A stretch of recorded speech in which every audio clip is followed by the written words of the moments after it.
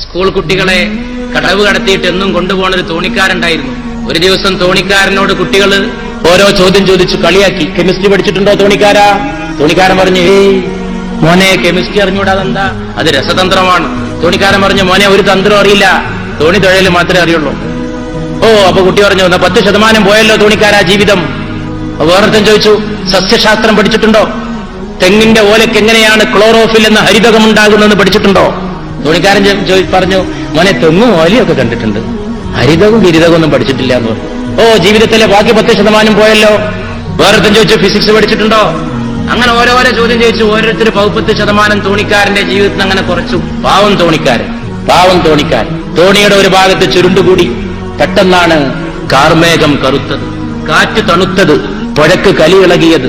ഘോരമായി കാറ്റ് വീശിയപ്പോ കലിയിളകിയ പുഴയുടെ ഓളങ്ങളിൽപ്പെട്ട് തോണി ഉലഞ്ഞാടിയത്. കുട്ടികൾക്ക് ഇങ്ങനെ പേടി വരാൻ തുടങ്ങി തോണി ഉലഞ്ഞാടിയപ്പോ. അപ്പൊ ഒരു തപസ്സിൽ നിന്നുണർന്ന യോഗിയെപ്പോലെ പാവം തോണിക്കാരൻ ചോദിച്ചു, മക്കളെ നീന്തൽ പഠിച്ചിട്ടുണ്ടോ എന്ന് ചോദിച്ചു. അപ്പൊ പറഞ്ഞു എല്ലാരും കൂടി കോറസ് പോലെ, കൂട്ടസംഘഗാനം പോലെ, നിങ്ങളുടെ കാലത്ത് കുളവും ഒക്കെ ഉണ്ടായിരുന്നു, ഞങ്ങളൊക്കെ ഫ്ളാറ്റിൽ എവിടുന്ന് പഠിക്കാൻ. എന്നാ ജീവിതം 100% പോയി എന്നാണ് തോന്നണതെന്ന് പറഞ്ഞു. ഇതാണെന്ന് വിദ്യാഭ്യാസം. ഞാൻ ഒരു ഉദാഹരണം പറഞ്ഞതല്ല, എല്ലാം പഠിക്കുന്നുണ്ട്, ജീവിതം പഠിക്കില്ല. ജീവിതം മാത്രം